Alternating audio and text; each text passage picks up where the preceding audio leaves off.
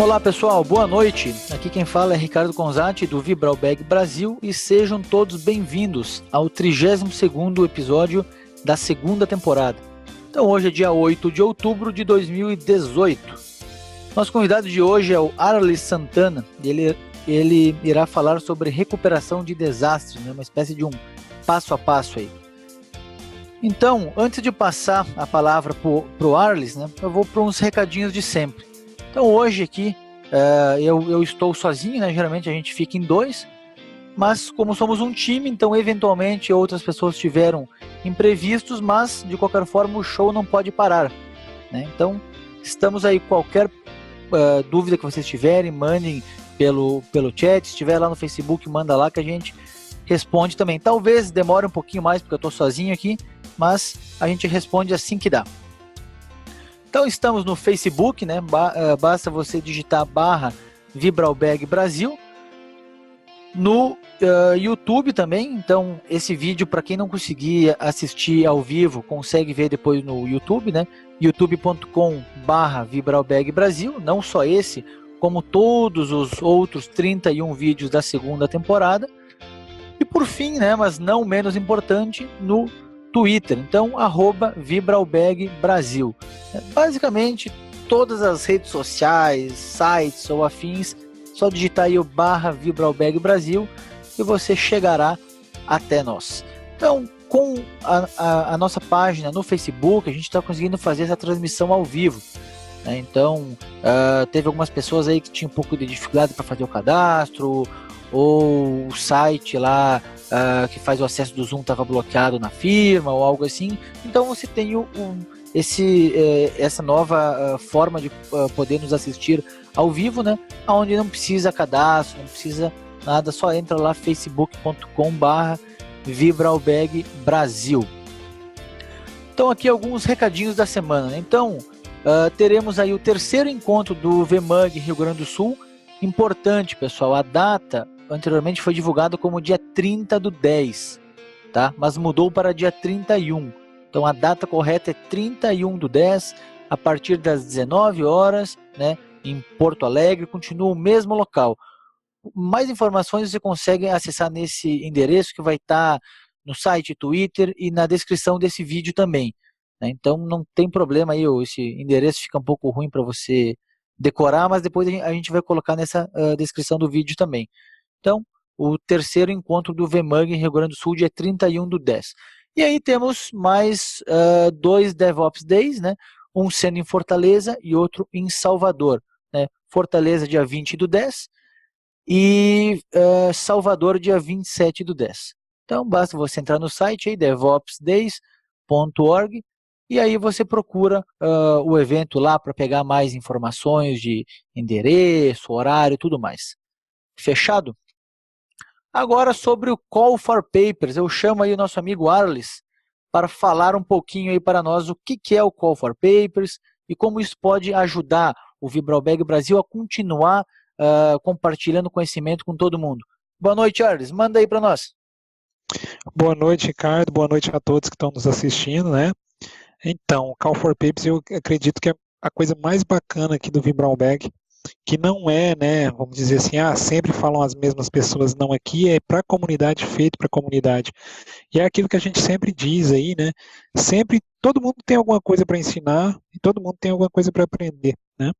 Então, se você tem algum assunto que você domina, que você acredita que, poxa, pode ensinar, né, eu acho que a gente aprende mais quando a gente ensina. Então, é aberto aí, se inscreve lá nesse link, né, o bit.ly.vbb Brasil CFP, Call for Papers, e pode falar de N assuntos, aí a gente tem um leque grande de assuntos que vai desde a parte de infraestrutura, né, parte de certificação, então às vezes você fez uma prova de certificação, quer compartilhar a sua experiência, enfim, eu acho que é o que o Ricardo fala, que os meninos sempre falam aí, o Valdeci, enfim, toda a comunidade, né, é um processo aberto, qualquer um pode participar, e toda participação eu creio que ela é bem-vinda, né, Ricardo, aí a gente tem uma lista aí para os próximos dias, mas quanto mais, melhor. Exatamente.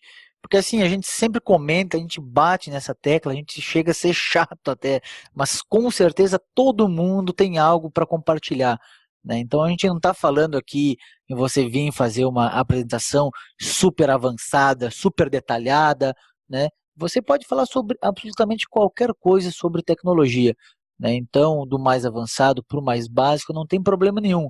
Isso é bom para você que está desenvolvendo, né, algumas características para falar para várias pessoas, fazer uma apresentação, né, fazer uma troca de conhecimento, e é excepcional para a comunidade para receber essas informações e esse conhecimento também, né? Então, quem quiser, pessoal, quem tiver disponibilidade, quem quiser ajudar a comunidade a crescer, o Call for Papers é para isso, né? Basta você mandar a sua ideia. Se não tiver isso formulado, a gente te dá uma ajuda, a gente ajuda você a formular, formulamos junto, e aí você tem o espaço para fazer o seu show aqui. Beleza? Então, sobre o show da próxima semana, né, vai ser um show especial, um pouco diferente aí, porque vai ser o aniversário do primeiro ano do Vibralbag Brasil, né? Então, mais ou menos no dia 15/10 do ano passado, a gente começou com a nossa primeira apresentação, e aí um ano depois a gente vai falar bastante sobre como foi esse processo, vai ter bastante gente aí que participou ao longo desse um ano, né? Participando junto com nós aí, e claro, a gente vai ter alguns brindes aí, vamos sortear pelo menos 3 licenças do VMware Workstation ou VMware Fusion. E aí vamos preparar mais algumas surpresas. Beleza, pessoal? Então o show da próxima semana vai ser isso aí. Então, lembrando mais uma vez, estamos ao vivo no Facebook, né? facebook.com/Vibralbag Brasil.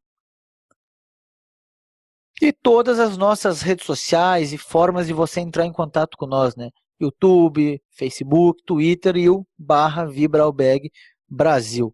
Então, gostaria de agradecer a todo mundo que está online aí, e também lembrar que qualquer dúvida, qualquer ponto aí que ficou, que vocês tenham alguma dúvida ou querem adicionar algo, basta comentar pelo chat, que assim que possível eu respondo, o Arles responde, eu passo pergunta para ele aí e não tem problema nenhum.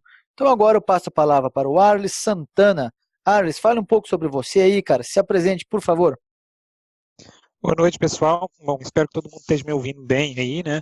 Se alguém estiver ouvindo aí ou tiver com algum problema, coloca aí no chat, né? Daqui a pouco eu vou compartilhar minha tela aqui, eu preparei uma apresentação. Enfim, estou em Goiânia, né? Até o pessoal aí do Vibralbag fez uma brincadeira aí comigo, falou assim, pô, não é cantor sertanejo. E realmente, eu estou em Goiânia, não sou cantor sertanejo, tá? E trabalho com tecnologia. E trabalho com tecnologia aí já tem um tempo, né? Na verdade, eu comecei naquela época ainda, o pessoal mais novo aí não vai lembrar, mas, enfim, no começo dos anos 90, computador era um negócio complicado aqui no Brasil, né? Então, eu era adolescente, eu ficava montando máquina naquela época, né? Na verdade, os computadores chegavam no Brasil geralmente na mala, ou vinha de Miami, ou vinha Paraguai, né? Vinha tudo desmontado, você tinha de montar. E aí eu comecei em 94 fazendo isso, era micreiro mesmo, e em 98, de fato, eu comecei a trabalhar com TI corporativa. Então, tem 20 anos e 4 meses que eu trabalho com TI corporativa mesmo, é a área que eu atuo hoje também, né? Eu trabalhei em grandes empresas e hoje eu trabalho com consultoria, trabalho numa startup de serviços chamada Axlera, né? Mas enfim, eu vou compartilhar minha tela aqui, Ricardo, que eu preparei uma apresentação e aí né, nessa apresentação eu falo um pouquinho de mim também. Tá? Beleza, cara. Manda bala aí. Deixa eu pegar a apresentação. Então, share nela aqui, dá um F5. Opa. Tá vendo tudo aí? Todo mundo tá conseguindo enxergar a tela? Tô vendo. Tá full screen aqui, tá perfeitinho. Só manda bala. Então, beleza lá. Então, hoje a gente vai falar sobre recuperação de desastres passo a passo, né? Novamente, aí tá meu nome aí embaixo, tem meu blog também. Tem um tempo para cá, eu tenho um blog, né? Meu e-mail corporativo, meu LinkedIn também. Né? E quem eu sou? Já falei um pouco, eu sou de Goiânia, tenho 20 anos aí de TI nas costas, né? Sou graduado em Ciência da Computação, eu fiz algumas especializações na área de gestão de projeto e microeletrônica também, né? Talvez até um dia a gente pode falar sobre isso aqui, construção de chip, essas coisas, enfim, né? Atuo desde 1998, como eu já tinha dito. Trabalho na Axlera atualmente, tenho algumas certificações de mercado que estão aí na tela, não vou ficar detalhando muito não. Também sou V-Experts, daí foi até uma coisa recente aí, né, que foi essa última leva aí dos V-Experts aí, eu fui reconhecido como V-Expert. Mas vamos começar a nossa apresentação aqui de fato, né? Eu reservei um espaço na apresentação para perguntas, mas nada impede aí, se tiver alguma pergunta, eu acho que para não perder até o contexto, pode ir fazendo aí eu peço uma ajuda, Ricardo, que como eu estou com monitor só, se tiver alguma questão aí, você me interrompe aí e pergunta, por favor, tá bom? Tranquilo, sem problema. Então a gente vai começar com um fato, né? Que é o você sabia que as 5 principais causas de desastre relacionadas a TI são. É porque toda vez que a gente fala desastre, recuperação de desastre, a pessoa já pensa logo, terremoto não acontece aqui no Brasil, furacão não acontece aqui, enfim. Mas na verdade, as principais causas de desastre, até para a gente entender o que é um desastre. Desastre é qualquer coisa que provoca uma interrupção nas operações de TI. Né? É uma perturbação no seu ambiente de TI. Não necessariamente precisa ser um terremoto, não necessariamente precisa ser um incêndio. Né? Se você tem uma queda de energia muito prolongada, que é a causa mais comum, às vezes você não tem uma rede elétrica adequada e essas quedas de energia elas podem danificar os equipamentos e muitas vezes pode levar a uma disponibilidade muito grande do ambiente ou uma disponibilidade muito longa. Então, na verdade, o que vai ser um desastre não necessariamente precisa de pegar fogo, não necessariamente precisa ser um terremoto, cair, né, um avião. Agora o Osama morreu, mas pode ter outro terrorista aí, jogar um avião em cima da sua empresa. Enfim, na verdade, o que vai te dizer se é um desastre é o impacto que aquilo gera na sua operação. Então, as principais causas, por incrível que pareça, são coisas banais, como queda de energia, né, falha no hardware. Então, já vi casos, já de experiência própria, operações críticas de empresa depender de um hardware, às vezes, antigo. Eu tive uma experiência numa empresa que eu fiz uma consultoria, uma operação crítica para uma fábrica inteira, rodava numa máquina com mais de 10 anos de idade, e a máquina não tinha um backup eficiente, enfim. Era aquela máquina, depois daqui é uma bomba aguardando para explodir. Né? Ou seja, você tem uma máquina ali sem garantia, sem reposição, é uma máquina que possui algumas placas customizadas, então se aquela máquina para por uma falha no hardware, como ela sustentava a operação da fábrica toda, é um desastre do ponto de vista de TI também, de operação. Né? Falha na rede, então, é outra coisa comum. Falha no software, pode ser essa falha no software, ela pode ser um bug, ou pode ser até um vírus de computador também, às vezes é uma falha intencional, né, um ataque. Então isso, dependendo do impacto que gera na sua operação, já é considerado um desastre. Não necessariamente precisa ser, né, porque toda vez que a gente fala em desastres, as pessoas já pensam, mas isso não vai acontecer aqui, cair um avião, eu não estou em área de enchente, não tem esse risco. Então, qualquer uma dessas ocorrências, elas podem se tornar um desastre. O que vai dizer se é ou não um desastre é o tamanho da interrupção que vai ser gerada em decorrência delas e o impacto na sua operação. Então, aconteceu um erro aqui num hardware, aqui, um servidor de arquivo. Será que isso daqui vai afetar a minha operação? Depende do que é sua operação e como ela é dependente. Então, assim, às vezes a pessoa até brinca, mas servidor de arquivo não vai fazer diferença. Se for um escritório, por exemplo, um grande escritório de advocacia, onde todos os arquivos que os advogados trabalham, por exemplo, está nesse servidor de arquivo. Então, se der uma falha no hardware, você pode ter um desastre também, se você não tiver um backup eficiente, enfim, se você não tiver como se recuperar rápido. Então, na verdade, isso é muito importante, logo a gente desmistificar isso, né? Tirar isso da cabeça, que desastre é só quando cai um avião, ou pega fogo, ou enfim, acontece um incidente de grande proporção. A motivação, eu acho que, por que a gente tem que preocupar com isso, essa questão de recuperação de desastre, me preocupar? Por quê? Né? A dependência é cada vez maior da TI. Então aqui tem até essa imagem aí, uma imagem que eu gosto de usar ela, que é o quê? Hoje a TI está numa forma que ela precisa de trocar a roda em movimento. Né? Hoje, muitos negócios, às vezes o negócio nem é tão dependente assim de TI, mas já se criou uma cultura, dependendo da organização, que qualquer interrupção, ela gera um transtorno grande no sentido que Por exemplo, às vezes não vai gerar um grande impacto, mas as pessoas, dependendo do tipo de negócio, alguns departamentos podem alegar isso. Por exemplo, o departamento de venda não bateu a meta do mês. Não bati a meta porque o sistema de cotação ficou fora. E o usuário, né, principalmente quem está dentro da empresa sabe disso. Os usuários eles têm uma tendência a amplificar os problemas. Então acaba que, o sistema ficou fora uma hora, o cara ficou o dia inteiro sem funcionar. Então ele acaba amplificando isso.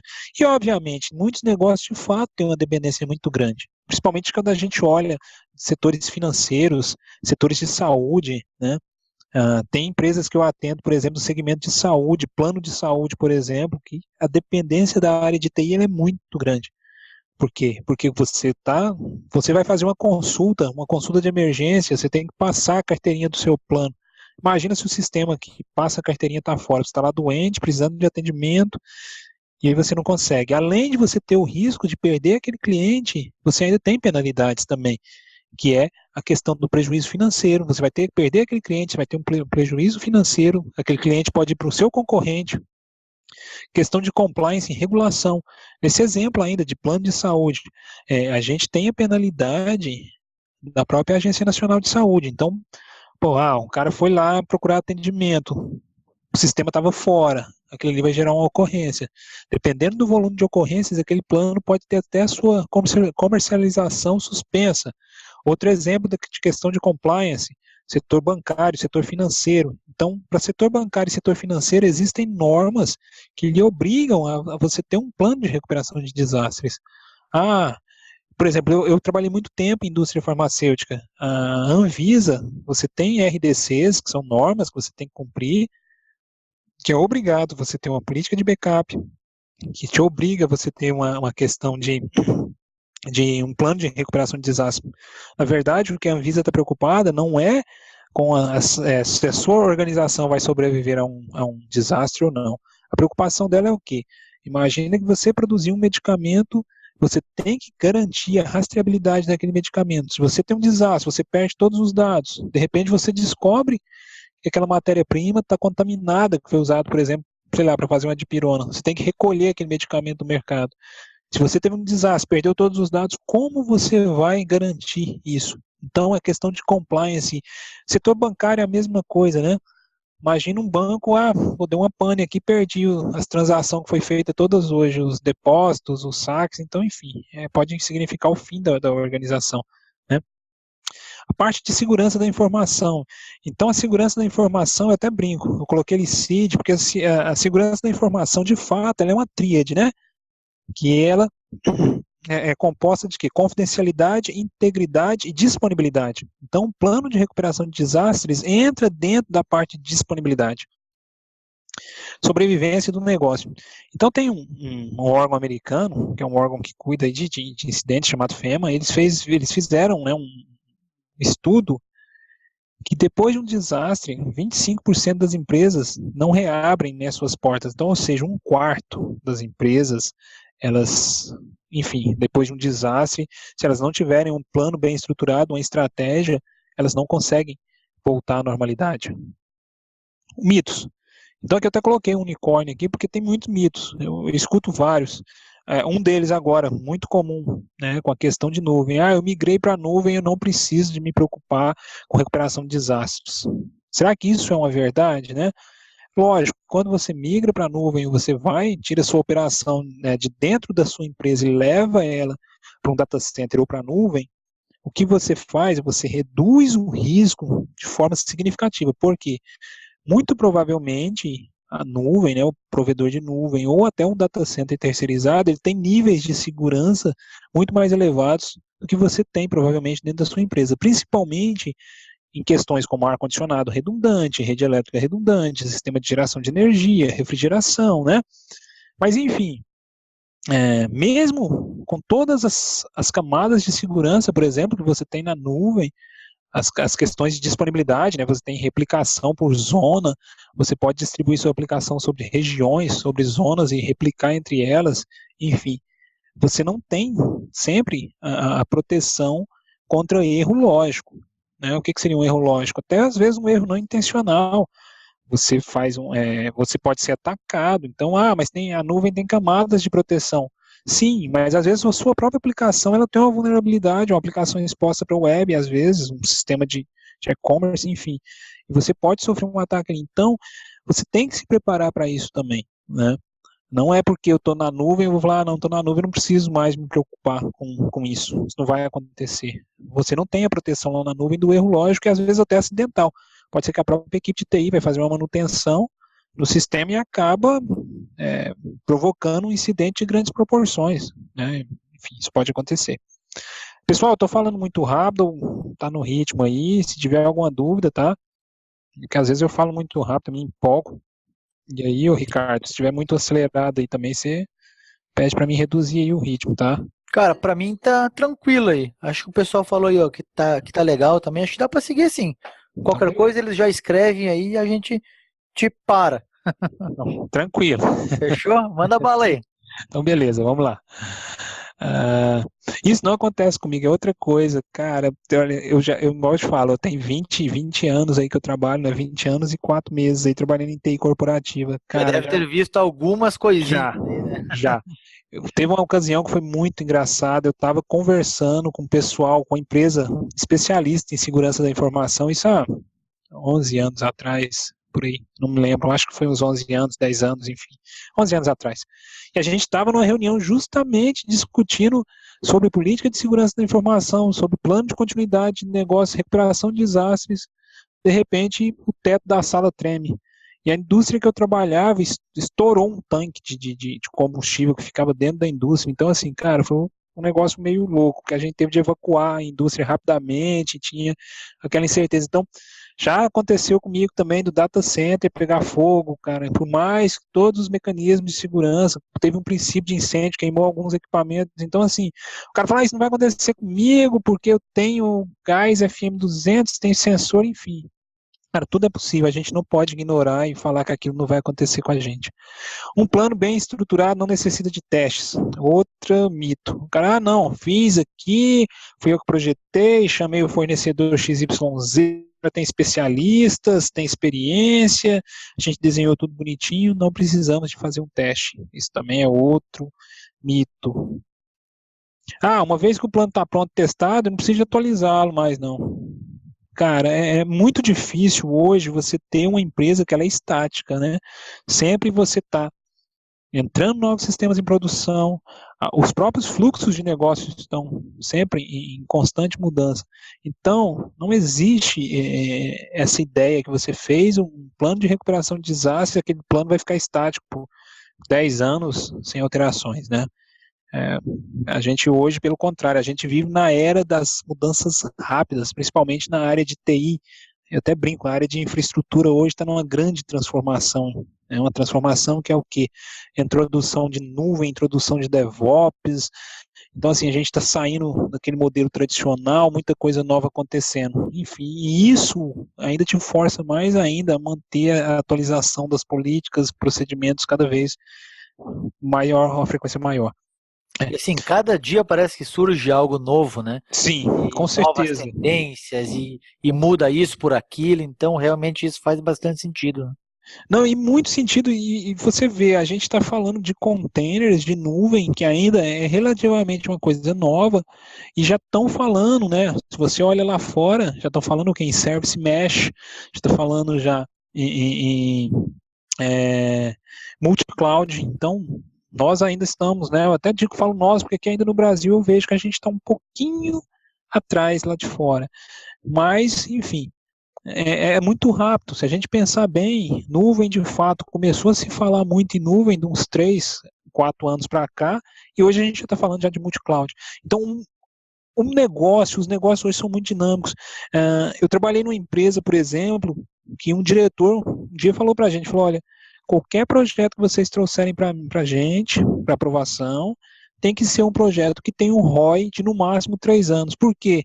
Porque em 3 anos muda tudo. Então o cara falou, não vem com um negócio que vai ter um retorno daqui a 5 anos, porque a gente nem sabe o que vai acontecer daqui a 5 anos. Uma outra coisa que eu vejo muito é uma confusão quando a gente fala, né, na parte de gestão de continuidade de negócios.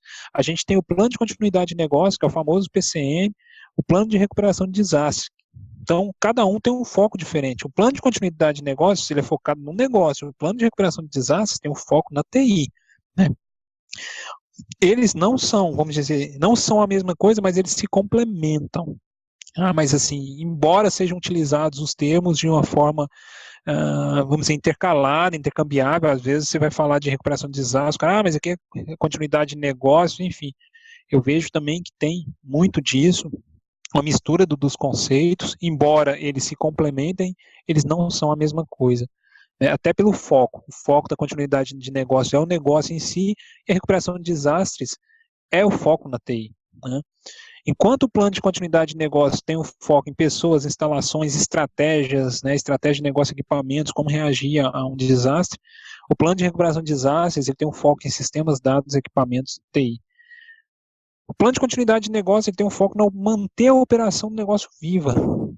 O plano de recuperação de desastre ele tem um foco na disponibilidade dos sistemas. Então, apesar de ser muito similar, os dois conceitos não são a mesma coisa, né? E aí vem um desafio muito grande do plano de recuperação de desastres. O que é o desafio? É o tempo versus o orçamento. Isso daqui é uma coisa que você tem que pôr na balança, de fato. Eu até brinco, é aquela onde que a gente tem o trade-off, né? Esse termo de trade-off a gente usa muito em engenharia de hardware mesmo, em até projeto de chips, por exemplo, você tem muitos trade-offs, que é o quê? São características desejáveis, porém conflitantes. Ou seja, você quer recuperar o sistema no menor tempo, ter a menor perda de dados possível. Só que para você ter isso, geralmente você precisa gastar mais, e isso pode inviabilizar o seu projeto. Então você vai ter que se adaptar ali entre vai ter que achar um meio termo, um tempo de recuperação que responda aos requisitos do negócio, ao mesmo tempo respeite os seus limites orçamentários também, até para não se tornar inviável, né?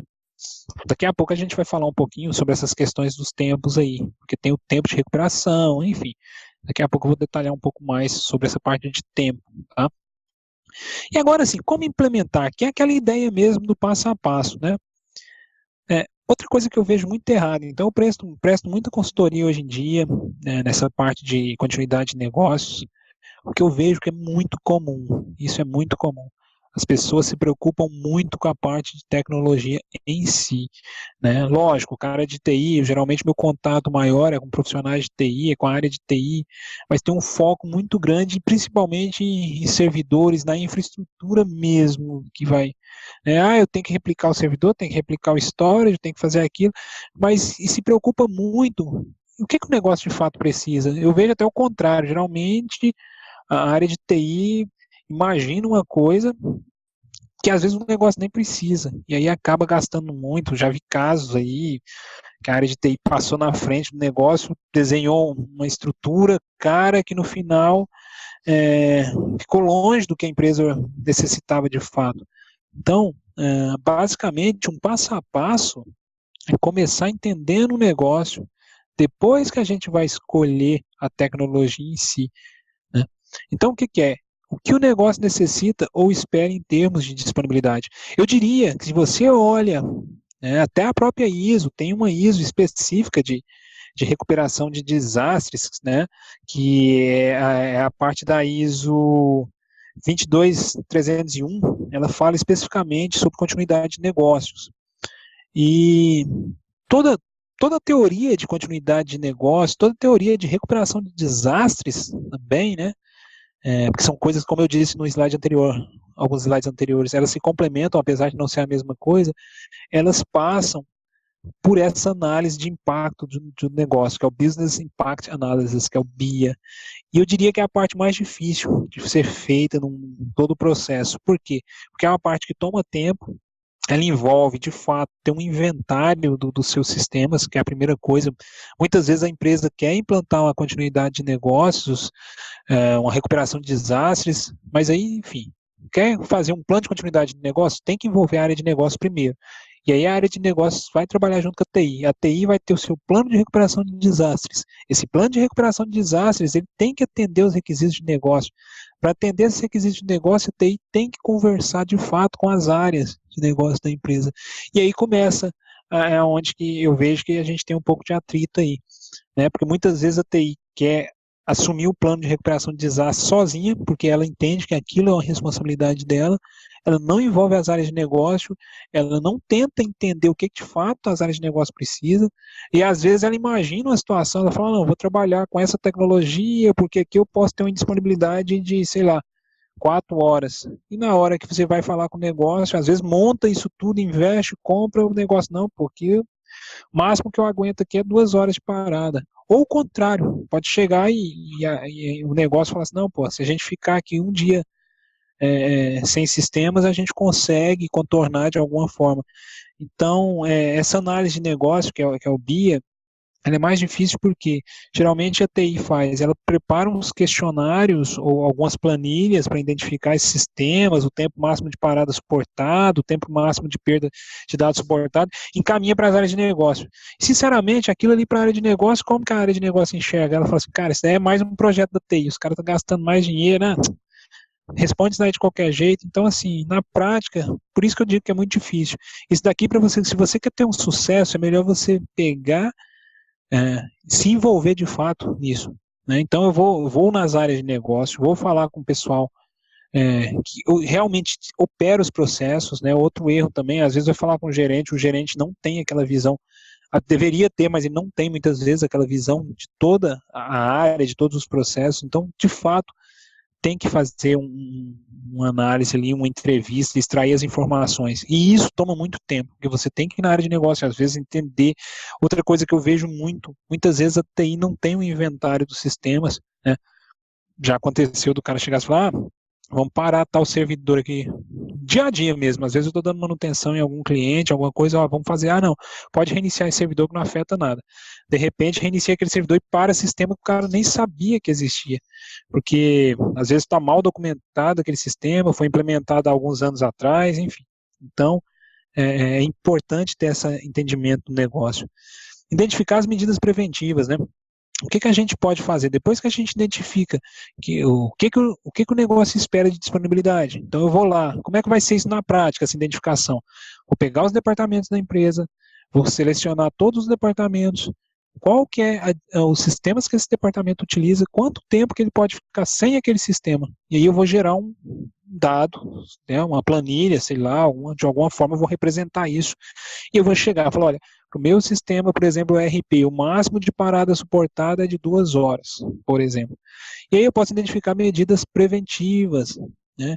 O que eu posso fazer, não necessariamente dependendo de tecnologia, eu posso também criar mecanismos manuais, né? Geralmente os mecanismos manuais, eles exigem uma manutenção maior, mas eu posso, por exemplo, chegar e falar, olha, se tivesse em sistema aqui, o apontamento, sei lá, um apontamento de produção pode ser feito de forma manual. Quando o sistema retornar, eu posso inserir esses dados no sistema, né? Hoje, na prática, isso é muito difícil, porque existe uma integração muito grande, principalmente quando você olha na área industrial e até na área de varejo também, né? Com essa dependência de tecnologia e a busca pela agilidade, o que está acontecendo? Muitos processos hoje eles estão sendo automatizados, então a própria coleta de dados ou de apontamento, ou de produção, até de estoque, ela é feita online, né? Então aí acaba forçando a dependência cada vez maior dos sistemas e, obviamente, gerando um impacto também no seu plano, porque com a dependência maior você tem menos tempo de disponibilidade para você trabalhar, né? Dentro do seu projeto. Desenvolver estratégias de recuperação. Essas estratégias de recuperação, elas não necessariamente precisam ser focadas exclusivamente numa tecnologia só. Eu posso ter várias, isso vai depender. Então, por exemplo, eu não preciso, não é obrigatório que eu trabalhe exclusivamente com uma. Falar assim, não, vou usar replicação de storage. Cara, vamos analisar caso a caso. Pode ser que você trabalhe com mais de uma estratégia. Né? Por exemplo, eu posso ter pro meu banco de dados, eu posso ter uma estratégia de usar um banco de dados Always On ou DataGuard, aí depende do produto de banco de dados que você usa, né? Se for o SQL Server, você tem o Always On, você pode também usar, por exemplo, estratégias de log shipping, onde você tem uma base de produção, tem outra base que é alimentada apenas com os logs, e vamos dizer assim, você tem pouca perda de dado, né? E você também pode ter cenários, que isso obviamente vai depender do seu negócio, por isso que eu até digo, não existe uma regra universal, tá? Que você pode ter uma situação, eu já peguei isso também na prática, que a gente foi falar de um plano de recuperação de desastres e a empresa falou, não, cara, aqui tranquilamente a gente consegue ficar até 2 dias sem sistema, porque assim, enfim, o nosso negócio suporta isso, se a gente não faturar hoje ou amanhã a gente fatura na quarta-feira, não tem problema, porque o nosso cliente ali não tem muita opção, enfim. E aí, nesse caso, o que a gente chegou na conclusão? Tempo, orçamento. Falou, poxa, eu aguento 2 dias, né? E aí, se você tem um backup eficiente, por exemplo, ainda mais hoje que você tem oferta de nuvem, né, você pode até implantar aquilo na nuvem. De fato, ele chegou na conclusão, a gente chegou na conclusão que o modelo de negócio dele permitia isso, a gente tinha uma janela de tolerância muito grande, que não fez muito sentido investir, por exemplo, numa replicação de storage ou numa replicação de banco de dados, porque de fato não necessitava. Então, é caso a caso, né? E as estratégias também, você pode mesclar elas. Desenvolva o plano de recuperação de desastre. Esse plano, de fato, ele é um documento, né? Ele vai envolver também a parte de tecnologia, ele tem que ter um passo a passo, em alguns casos, isso é até chamado de Run Book, né? O plano de execução,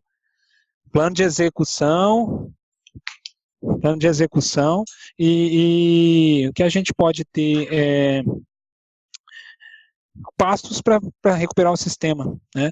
Uma coisa que é importante, vamos lá, aconteceu um incidente, aconteceu um desastre, primeira coisa que pode acontecer, e o que geralmente acontece, as pessoas, elas ficam desorientadas, né? No primeiro momento, ela não sabe como reagir.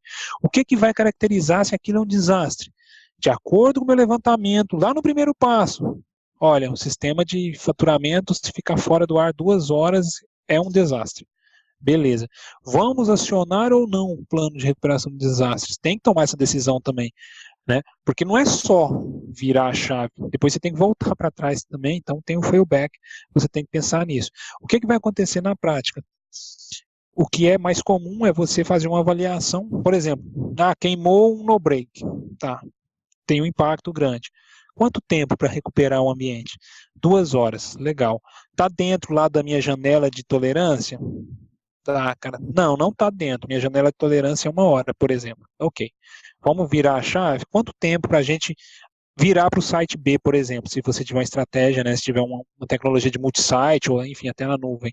Olha, para a gente virar lá para o site B, a gente vai gastar em mais 1 ou 2 horas. Ok. Tá. Quanto tempo que é para substituir esse no-break? Eu já pedi ali para a empresa que aluga, ela vai trazer daqui 2 horas, está aqui. Enfim, a gente tem que fazer uma conta. Será que vale a pena também? Lógico, isso tudo respeitando a necessidade do negócio. Se você olha, por exemplo, um banco é um cenário crítico, né? Um banco ele não pode ficar parado totalmente 2, 3 horas porque um no-break queimou. Então, é tanto que o banco, geralmente, quando você chega na instituição financeira, ela trabalha com site ativo-ativo, trabalha com 2 sites, né? O site ativo-ativo. Então, se um falha, o outro já assume, ou em alguns casos, a carga é até balanceada entre eles, enfim. Na verdade, isso acaba sendo uma espécie de botão vermelho mesmo, né? Aquele botão mecânico, né? Você aperta, você vai virar. Mas e aí, será que realmente precisa virar? Eu posso esperar? Não posso? O meu negócio suporta esse tempo, né? Uma questão de escolha mesmo, né? E aí você só consegue se você tiver isso bem desenhado, né? E conhecer o teu negócio de fato, né? Então é uma coisa muito bacana esse ponto específico aí. E uma coisa bem importante, Ricardo, isso é muito importante, cara. Eu vou dar um exemplo, por exemplo, eu fiz vou dar um exemplo, por exemplo, que coisa redundante, né? Vou dar um exemplo, eu participei de um projeto com o site Recovery Manager da VMware. Então, as pessoas pensavam, não, então esse daqui, se cair o site, ele vai acionar sozinho. Cara, e não é assim que funciona. Eu falei, olha, imagina que você está fazendo um teste aqui de qualquer natureza, você desliga alguns hosts, está testando, fazendo atualização, enfim, e ele vai vir o site para o outro. Você não é uma situação indesejada. Então, de fato, ele não faz isso de forma automática. A maioria das ferramentas de recuperação de desastre, elas não viram a chave quando você trabalha com multisite de forma autônoma, né? A maioria das vezes... Até porque seria um pouco perigoso, né? Às vezes vai ter um falso destrutivo, né? Exatamente. Então é um negócio assim que de fato necessita de uma interação humana. E o plano de recuperação de desastre ele é muito importante porque ele é documentado, ele vai te dizer exatamente, é um documento que a empresa também, a organização como um todo, o negócio entende aquilo, ele sabe daquilo. Não é um plano de recuperação de desastre, não é um negócio que tem que aguardar dentro da gaveta lá da TI, não. É um negócio que tem que ter um plano, ele tem que estar disponível para a organização toda tem que saber. A organização tem que entender, falar, olha, a gente projetou um plano de recuperação de desastre, que no caso de uma parada superior a tantas horas de tais sistemas, ele vai ser colocado em prática. Isso também envolve um gerenciamento de crises, né? Então, por exemplo, lá nesse plano, usualmente você vai colocar quem faz o quê. Esse plano, geralmente, ele tem o telefone dos seus fornecedores. Então, se deu um problema aqui no storage na hora de virar a chave, porque você tem que ter isso pronto. Imagina que você está no meio de um desastre, falando, não, cara, tem que ligar lá na storage, tem que rodar um comando para funcionar. Eu não lembro, esse comando é o fulano que está de férias. Não, cara, isso tem que estar documentado. E como que eu vou ter o sucesso nisso? Cara, teste, treino, tem que testar. Não adianta você ter um plano que nunca foi testado e você não treina. Ou senão você fala assim, não, eu vou testar o plano uma vez por ano. Cara, de um ano para o outro, tanto de coisa que muda. Praticamente o ambiente se transforma de uma forma muito dinâmica. Se você coloca um intervalo de teste tão grande, a chance de no dia que acontecer um incidente aquilo não funcionar é enorme. Então, você tem que ter testes periódicos, né? E isso também é uma coisa que vai ter que estar no seu plano, essa manutenção dele, tá?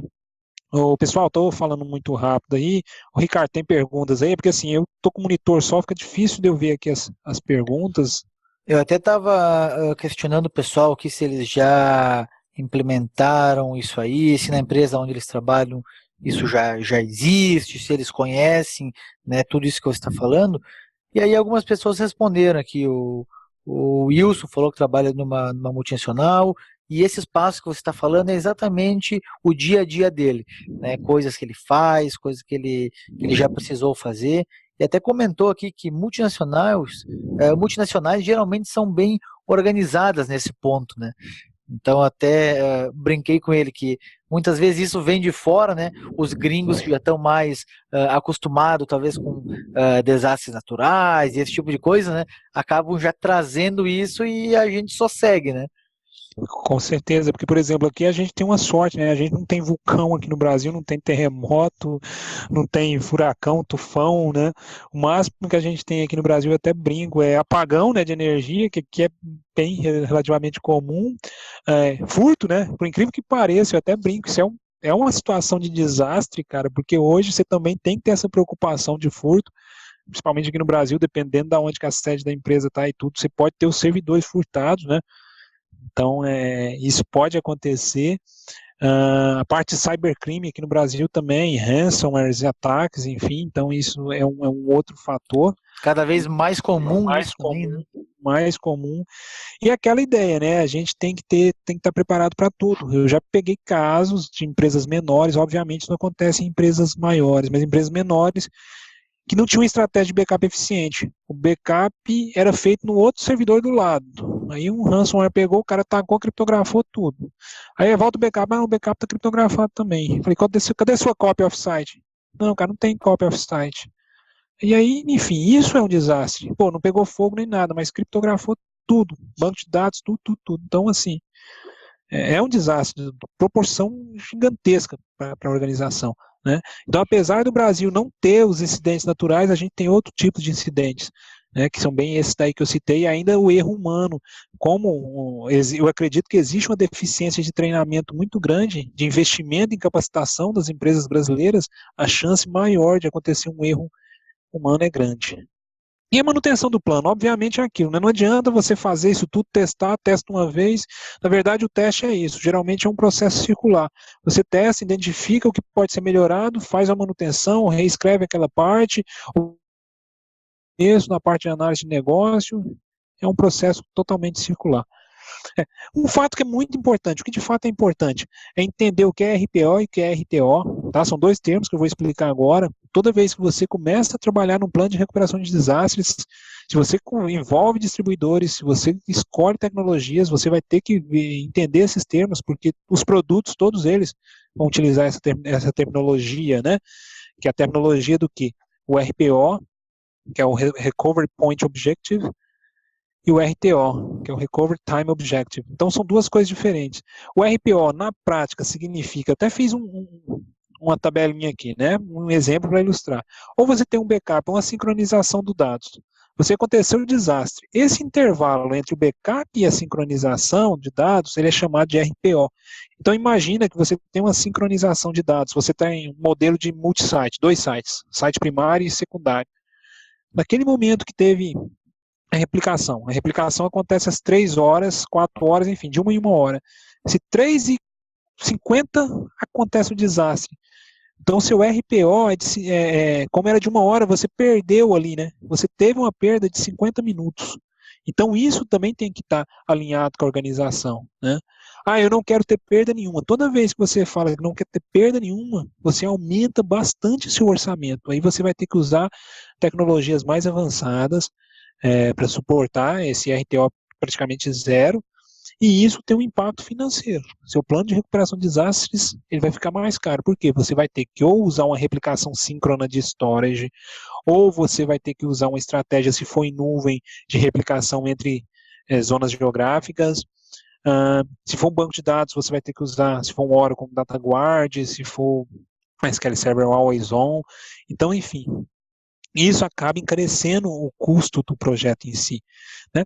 Então, isso é o RPO, entre a sincronização ou um backup. Por que um backup? Porque dependendo do que você tem de recurso financeiro, pode ser que você consiga investir só num backup eficiente, que também pode ser uma alternativa, né? Vamos dizer assim, não é a melhor dos mundos, mas dependendo do seu orçamento, dependendo do seu negócio, pode ser o que você tem para trabalhar, tá?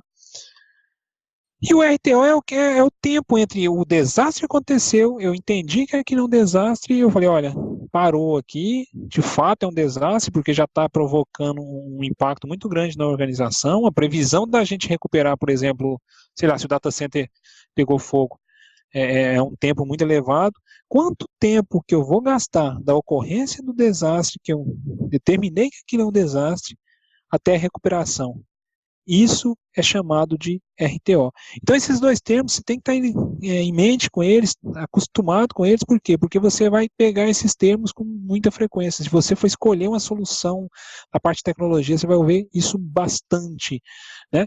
E isso numa escala de tempo. E, obviamente, quanto menor o tempo de recuperação, menor tempo de perda de dados tolerado, aumenta significativamente o custo, porque a tecnologia escolhida para suportar isso, ela é diferente. Então, ela é uma tecnologia mais cara. O que de fato é importante, continuando o que de fato é importante, preocupar com DNS, DHCP e IP routing. É muito comum, é aquilo que eu falei no começo. As pessoas hoje em dia, e está uma onda dessa parte de recuperação de desastres, com um foco muito grande em servidor, storage, sempre nesse foco ali do core business da infraestrutura, né, o core de infraestrutura. E você não se preocupa, por exemplo, com a rede em si.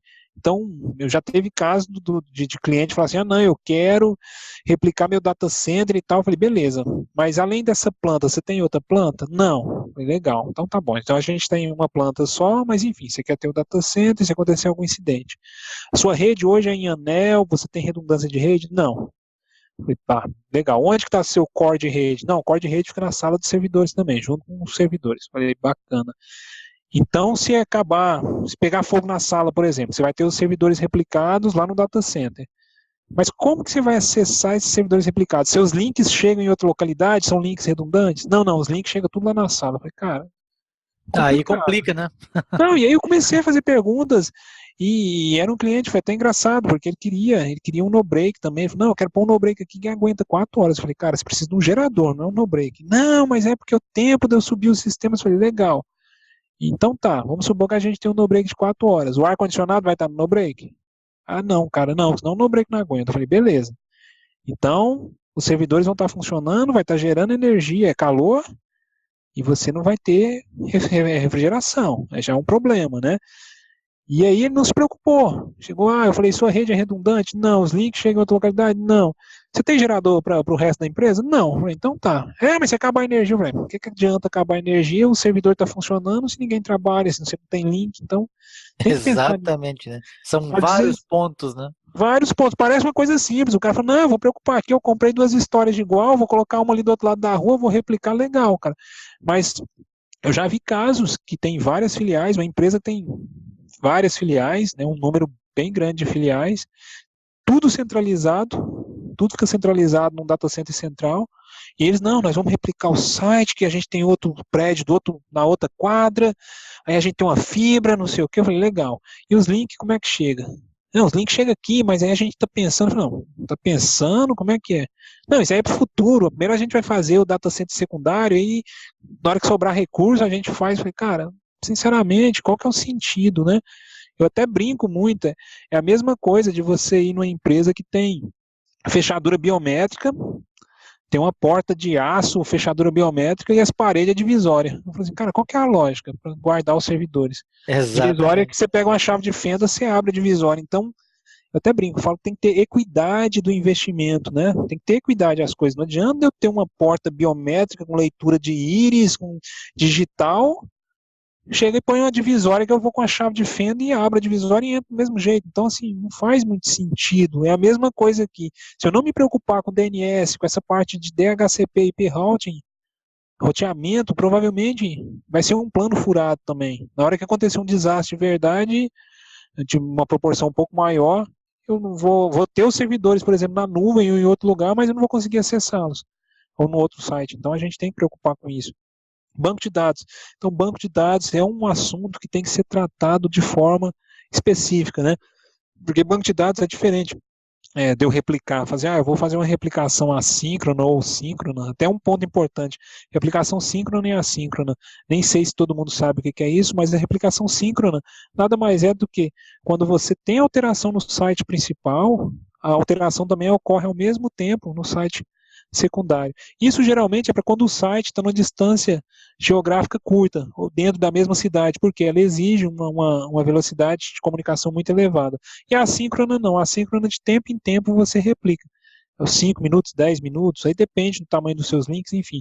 E isso para banco de dados pode ser um pouco complicado, dependendo do sistema que você tem, né? Então você tem que pensar muito nisso, essa parte. Como eu vou replicar o banco de dados a nível de storage, por exemplo, mas isso vai estar íntegro, porque o banco de dados, eu até brinco, ele é duas partes, é uma parte que está em disco e uma parte que está em memória também, né? Apesar de ter mecanismos de coerência, enfim. Então é um ponto que você tem que se preocupar. Outra coisa, o Active Directory é a mesma coisa. O Active Directory ele é um banco de dados, é um diretório ativo, é um diretório distribuído, né? Então, o que acontece? Eu tenho que ter uma tratativa específica para ele. No caso, quando eu trabalho com multisites, eu posso ter, como os servidores, o próprio nome fala, né? A diretório ativo, eu posso ter servidores distribuídos e fazer uma estratégia de balanceamento de carga, né? A replicação do AD geral, ela é nativa, então eles replicam um banco de dados entre eles. Então a gente tem que tratar isso também de uma forma um pouco diferenciada. Nem sempre colocar tudo no mesmo pacote. Por isso que lá na hora que eu estava pondo aqueles desenhos, aqueles slides dos passos, eu disse isso, a gente tem estratégias diferentes para cada sistema. Não posso englobar tudo, não vou usar a replicação de storage para tudo, por exemplo. Pode ser que funcione, mas pode ser que não. Tem tratativas para cada caso. Links, conectividade, topologia de rede, é aquilo que eu falei. Se você trabalha com filiais, várias localidades remotas, ou até mesmo uma estratégia de nuvem, você tem que pensar como meu usuário daquele sistema, minha área crítica, né, meu negócio vai acessar o sistema. Então, por exemplo, geralmente quando eu estou fazendo aquela análise de impacto de negócio, que é o primeiro passo, eu costumo extrapolar um pouco os incidentes. Então eu tenho que pensar nisso também. Se pegar fogo aqui na sala de servidores, como que eu vou chegar, né, no meu servidor, por exemplo, replicado lá na nuvem? Como que eu vou chegar no meu servidor que está no site B? Se meus ativos de rede estavam lá junto com o servidor. Então, a estratégia, geralmente, ela envolve o quê? Você tem uma topologia de rede tolerante a falhas também, que geralmente envolve uma topologia em anel, enfim. Vários links de fornecedores diferentes, né? Virtualização. A virtualização eu acho que facilita bastante a parte de recuperação de desastres. É muito mais fácil você trabalhar com virtualização, com um ambiente virtualizado, do que um ambiente físico, principalmente nessa parte de desastre, porque a máquina virtual, você consegue carregar ela, e inclusive para hardware diferente. Então, eu acho que isso é uma facilidade muito grande. A virtualização trouxe. Tá? Mas, também, pode ser que tenha alguns cenários específicos não seja adaptável para o seu cenário de uso, não é caso a caso, mas a virtualização é um facilitador. E, obviamente, a nível de virtualização também você tem algumas estratégias, geralmente as soluções de virtualização têm uma replicação baseada em software, no caso do Hyper-V Replica, para quem usa Hyper-V, para quem usa VMware tem o vSphere Replication, então assim, também isso acaba que pode ser adotado. São soluções relativamente baratas e oferecem uma granularidade muito grande, né? Apesar de você ter um delta de sincronismo, quando você usa essas soluções, você não consegue ter uma replicação síncrona nelas, elas são, vamos dizer assim, fáceis e relativamente baratas de se implementar. Aplicações Disaster Recovery Aware, né? Então, até citei o DNS Timeout. Às vezes o cara, eu tenho vários servidores de DNS aqui, ok. Mas pode ter alguma aplicação que ela é muito sensível, que na hora que o servidor primário não responde a uma consulta, por exemplo, ela chega, vai consultar o outro servidor, e aquele intervalo, aquele tempo, pode dar um timeout na aplicação e a aplicação cair. Então tem que preocupar com isso. Não só nessa parte, eu dei um exemplo de DNS, mas até um exemplo de topologia de rede mesmo. Às vezes a pessoa fala assim, não, eu tenho 2 links redundantes, tem um de 100 MB e tem um outro de redundância aqui de 10. Pode ser que aquele de 10 não suporte o fluxo do seu negócio, então tem que tomar cuidado com isso. Licenciamento é outro ponto importante, né? Às vezes você tem aplicações que ainda dependem de tokens que fica espetado na máquina. Pode ter, hoje é muito raro isso, mas ainda existem aplicações que dependem, por exemplo, de um tokenzinho para validar a chave de licença. Eu estou replicando ele lá no site B, que é 2 km daqui. Se acontecer um incidente, como que eu vou ativar a aplicação do outro lado? Ela vai pedir uma licença. Eu tenho outro token do outro lado. Não, eu tenho que pegar o token que está aqui e levar lá. Tá, isso eu tenho que considerar no meu plano. Esse tempo para me levar esse token até lá. E se pegar fogo aqui na sala e queimar o token junto? Adiantou eu ter feito a replicação lá para o outro lado? Parte legal. Então, dependendo do tipo de solução que você usa, se você tem uma replicação, você tem que pagar uma licença adicional para aquilo. Então, isso também tem que ser analisado, né? Não é uma coisa que parece, apesar de parecer simples, não é tão simples quanto parece, vamos dizer assim. E as abordagens, né? Você pode fazer o quê? A abordagem que eu digo você vai fazer a recuperação de desastre in-house, você pode ter uma sala no seu próprio prédio, uma sala afastada, sei lá, 500 metros, isso é muito comum quando você está numa indústria muito grande, às vezes a indústria são vários prédios, então você tem o seu prédio do seu data center num local e, sei lá, 800 metros, 1 quilômetro de distância, você tem o seu outro site. Não é, vamos dizer, não é o melhor dos mundos, porque geograficamente você está perto, provavelmente está sendo alimentado pela mesma rede elétrica, enfim, algum tipo de incidente, dependendo da proporção, vai afetar os dois sites. Mas, de novo, é aquilo, é o que eu tenho de recurso, também eu tenho que ser realista, né? Não adianta eu querer, eu até brinco, tem um ditado, o ótimo é inimigo do bom. O cara quer fazer o ótimo, geralmente não faz nem o bom, porque ele fica, não, mas isso não é o ótimo é assim, a melhor prática, e aquela recursividade querendo fazer a melhor coisa possível, no final ele não consegue fazer nada, então tem que tomar esse cuidado também.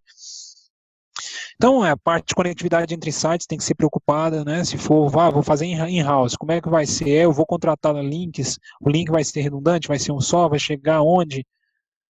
Roteamento, parte de energia, segurança, climatização, como que vai ser feito isso, né? Então eu tenho que também me preocupar com isso. Lá no site de recuperação a mesma coisa. Às vezes no site de recuperação, como eu não estou executando nada, geralmente é assim que funciona o site de recuperação, você está só replicando. Talvez no dia que você entre em operação o site de recuperação, seu site secundário, pode ser que a climatização lá não suporte as máquinas funcionando em carga máxima. Então isso tudo tem que ser analisado. Às vezes a pessoa não se preocupa com esses detalhes, né? O investimento também. Geralmente você fazer uma abordagem in-house, construir outro data center, outra sala de servidores, enfim, ela tem um custo muito elevado, né? Ferramentas e tecnologias. Eu vou fazer uma replicação de software. vou fazer uma replicação de storage, vou fazer uma replicação no banco de dados, a nível de banco de dados, enfim. Meu orçamento só permite que eu tenha um backup eficiente e no caso de uma catástrofe eu vou alugar uma máquina, vou comprar uma máquina, enfim. Então, assim, você tem que pensar isso tudo quando você tem uma abordagem de fazer in-house. Outra abordagem é a nuvem, né? A nuvem, ela aparentemente é uma abordagem interessante, por quê? Porque você tem um custo inicial muito baixo, né? Você não tem o que a gente chama de upfront costs, você não paga antes, você vai pagando de acordo com o uso. Mas aí tem coisas que você também tem que preocupar, como que é a conexão, o custo, geralmente é em dólar, né? Quando a gente fala de Azure e AWS, Google Cloud ou Oracle Cloud, você está falando de dólar. Recentemente, se a gente olhar, o dólar só esse ano subiu mais de 20%, então você tem que estar preparado para isso. Investimento inicial baixo, é aquilo que eu falei, né? Você tem o Amazon, o EC2, e o S3, o Storage Gateway, que também pode te ajudar a fazer essa replicação. Inclusive, o Storage Gateway pode emular uma VTL, uma biblioteca de fita, e pode te ajudar até uma estratégia de backup, enfim. Você tem o Azure, Site Recovery, então já está disponível, é um produto que você paga uma licença para cada máquina protegida, e mais as taxas de armazenamento e de rede, né? Google Compute Cloud. Então tem várias nuvens aqui, eu estou falando das principais, mas a gente tem outras, né? Ferramentas e tecnologias de replicação, então tem que pensar nisso. Geralmente, quando eu falo de nuvem, não tenho nada pronto, exceto o Azure. O Azure já tem hoje, até onde eu sei, né? Isso é uma coisa tão dinâmica que às vezes você está falando de nuvem hoje, fala assim, a Amazon não tem ainda, o Google não tem, amanhã já tem, ou já até saiu esse mês e você não está nem sabendo, ou no mês passado. Mas então, você tem que testar isso também, tem que incluir isso, o custo dessas ferramentas e a administração delas no seu plano.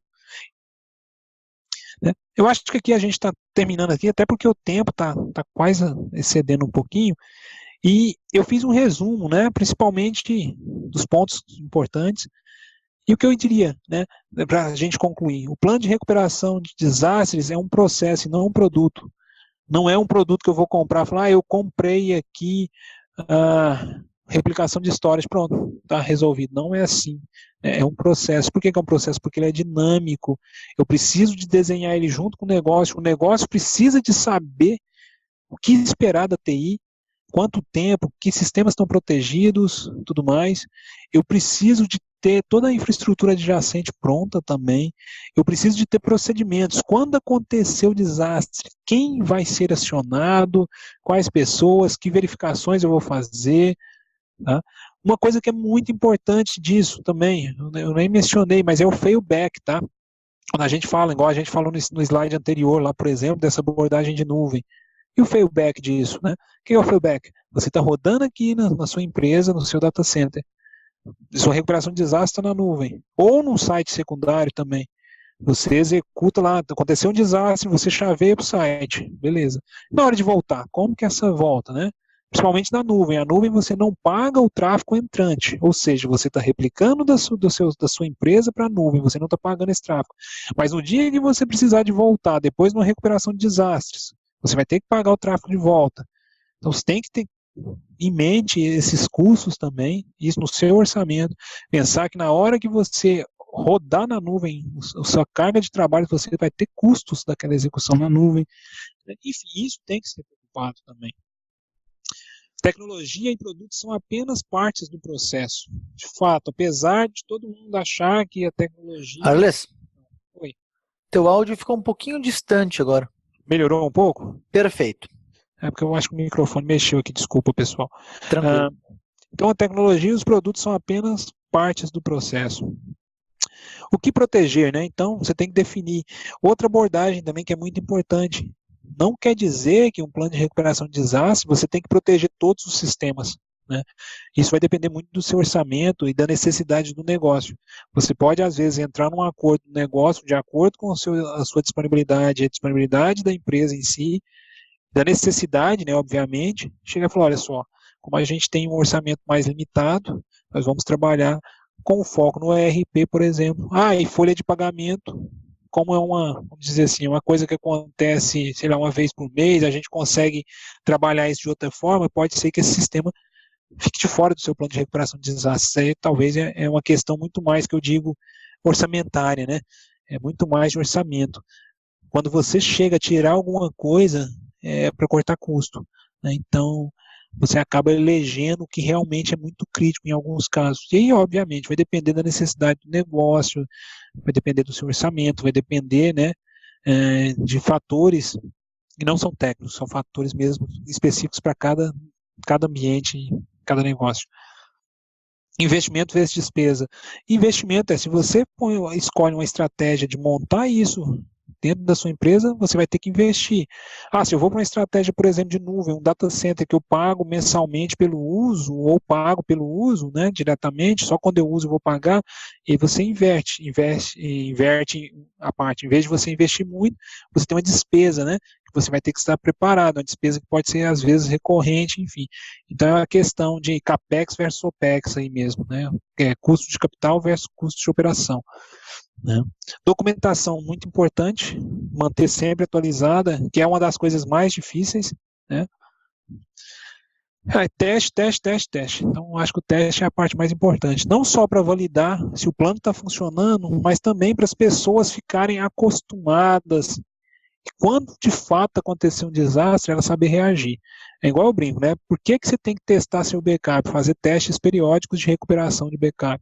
Porque no dia que de fato você precisar de voltar um backup importante, tanto você testar, primeiro você vai garantir que aquilo funcione e você vai já estar acostumado, vai ser muito mais rápido. Porque no momento que acontece um desastre, um incidente, usualmente você não tem muito tempo de pensar. Geralmente o negócio está parado, você tem uma pressão ali das áreas de negócio querendo que você restabeleça o sistema o mais rápido possível. Quando você testou isso várias vezes, simulou, você está mais preparado para reagir. Tá? Bom, eu acho que é isso aí. Parte de dúvidas, eu não sei se tem alguma dúvida aí. Nós temos uma pergunta aqui do Lucas Soares. Então, deixa eu ler ela para você aqui. Ele fala assim, numa questão de infra ideal, né, com relação ao plano de contingência de links, internet, firewalls e afim. Como normalmente você indicaria para o cliente um link de internet vindo do site A, outro link de internet vindo do site V, e ativação dos dois links, em dois firewalls via VLAN? Seria alguma solução isso? Sim, o que geralmente a gente vê no mercado, que tem sido adotado, aí depende muito da distância dos sites, né? Não dá para você desenhar, não tem um modelo único. Mas quando você trabalha, por exemplo, dois sites, ativo-ativo, você pode ter dois firewalls, ter um balanceamento.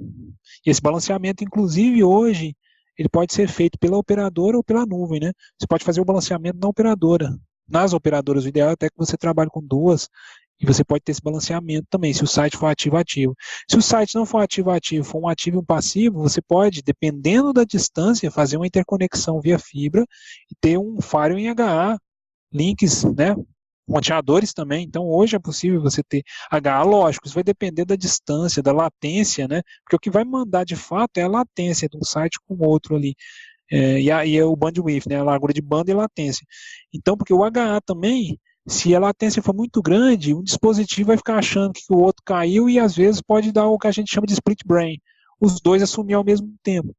Então, assim, a questão da estratégia que vai ser utilizado, ela depende muito, a estratégia de rede, depende muito da distância entre os sites, né? Da sua necessidade, se os dois sites vai ser ativo-ativo, né? O que eu vejo hoje que é a grande vantagem é que você tem tecnologia para tudo isso, né? Antigamente era um negócio muito mais difícil, hoje não, hoje tem várias soluções aí no mercado de balanceamento de links, balanceamento de cargas, soluções de HA, load balances. Então, assim, uma coisa que é importante é esses pontos que eu levantei, né? A latência, você tem que preocupar muito com ela quando você está numa distância maior, porque dependendo a própria aplicação, no balanceamento, enfim, você pode ter a situação do split brain ali, que é os dois sites achar que o outro caiu, dependendo, né, da forma que está configurado. Lembrando que geralmente os planos de recuperação de desastre têm acionamento manual, né? Eu não sei se eu respondi, mas eu tentei aí dentro do que eu entendi da pergunta. Não sei aí se ele. Lucas, né? Se ele entendeu. Eu não estou vendo o chat aqui, ô Conzati, porque eu estou com a janela aqui só com o monitor. Mais alguma pergunta? Pessoal, vocês estão me ouvindo? Tem mais alguma pergunta? Alô, Arles, eu Oi. estava no mudo, desculpa, fiquei falando Ah, no mudo aqui. não. O Lucas respondeu aqui, obrigado, entendido, e ele ainda complementou. Em resumo, temos que ser os alfaiates dos clientes. E é basicamente isso mesmo, né? Cara, e é isso assim, porque olha, eu já trabalhei muito com isso, cara, eu trabalho com isso todo dia.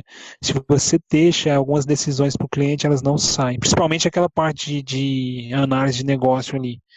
Cara, porque o que que acontece? Às vezes o cliente, eu não sei se ele quer facilitar, ele manda os questionários para as áreas de negócio preencher, cara, e realmente os caras não estão muito interessados, né? E muitas vezes, enfim, o que que tem que ser feito é você estar ali atuando junto, é um trabalho muito mais consultivo mesmo. E eu também brinco, né? Não tem receita de bolo, cara, porque cada negócio é um negócio distinto.